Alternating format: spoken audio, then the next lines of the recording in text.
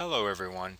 Here we're going to look at a subsection of events documented in the South Plains Area Severe Weather Climatology for the National Weather Service Lubbock County Warning Area, consisting of the 24 counties in the Far Southern Texas Panhandle, South Plains, and Rolling Plains. And all events in here will be what are documented in the official storm data publication, consisting of tornado events, severe convective wind events, and severe hail events. So starting off here looking at tornadoes per county from 1950 to 2013, and we see the yellow here representing the higher tornado amounts, and this is consistent with a few things being where the population centers of the county warning area are relatively higher in Lubbock, and then Plainview up in Hale County, and Levelland over in Hockley County, as well as being on the caprock with a better line of visibility, and also climatologically being the more favored location for tornadic development. And you can see here the highest number being in Hale County at 126 tornadoes, and then also below those showing tornadoes of F3 intensity and or greater, again from 1950 to 2013. And these numbers are likely a little higher out in the rolling plains where population density is much smaller. But if we don't hear about them, then of course they cannot be archived and included in the storm data publication.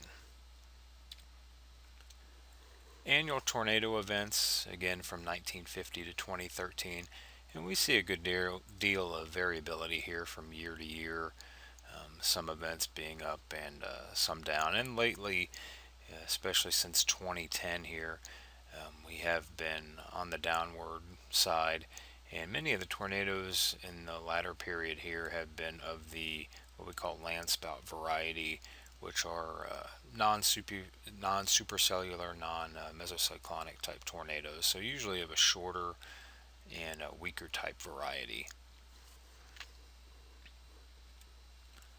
Looking at the monthly distribution, quite clear as we get into the spring and early summer, so especially into later April and through May and mid-June, where the Lubbock County Warning Area sees the vast majority of all tornadoes throughout the year.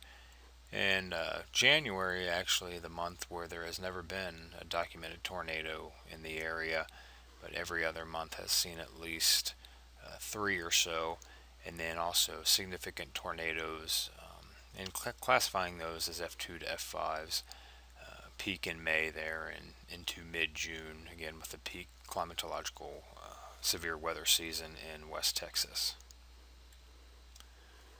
And the hourly distribution peaks where you would probably expect it, with the heating of the day getting into the mid and late afternoon and then through the evening time frame. And then if any of you have heard of what we call the low-level jet, tends to develop on the high plains in the evening and maybe early overnight hours, and that also helps to produce tornadoes and help with the turning of the winds throughout the atmosphere and in the low levels to enhance that number. This is looking at all the tornado events by their intensity on the Fujita scale. So the vast majority being of the weakest type variety, the F-zeros, and then kind of a stair step down toward the greater intensity tornadoes, with the sole F5 tornado being the one that went through downtown Lubbock back on May 11th of 1970. And induced fatalities and injuries by intensity. And again, this is going to make sense as we get into the especially 4 and 5 range. We see the majority of fatalities and injuries both. And again, with the F5 there, all those fatalities and injuries due to that May 11th, 1970 Lubbock tornado. And fatalities looking by hour.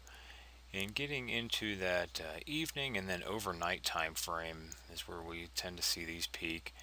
And here are going to be due to many people being in bed at this time of day, so not being as situationally aware with the television on, as opposed to where we had our peak, or portion of the peak number of tornadoes occurring in that afternoon and early evening time frame.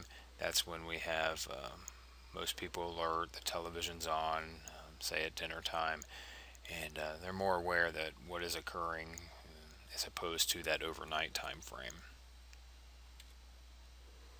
And moving on and looking at hail here in an annual sense, and we can see those events really ramping up lately since about 1989 or so, and that's going to be due to increases in the public knowing how to report these events to the National Weather Service, so we get more of them included in storm data. And then also modernization of the National Weather Service has helped in this, along with increases in population. But again, a lot of variability on a year-to-year basis here. And the monthly distribution again peaks getting into the spring and early summer, with the maximum being in May and then through mid-June, with a pretty drastic drop off as we get into the winter months. And pretty similar to what we saw with tornadoes, the hourly distribution peaks getting into the mid and late afternoon and then through that evening time frame, and even stays up there into the overnight hours. And moving on to wind events, and again here since about 1989 or 1990, we start to see a pretty market ramp up, and that's due to the same factors we talked about with hail in terms of the ease of being able to report these to the National Weather Service, as well as changes in population here.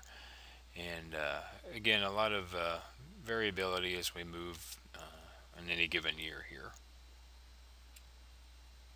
And the monthly distribution, no surprise, again springtime through the especially the early and some into the midsummer months there. And again, the hourly distribution, same general principle, getting into the mid-late afternoon and through the evening, and keeping up into the overnight hours.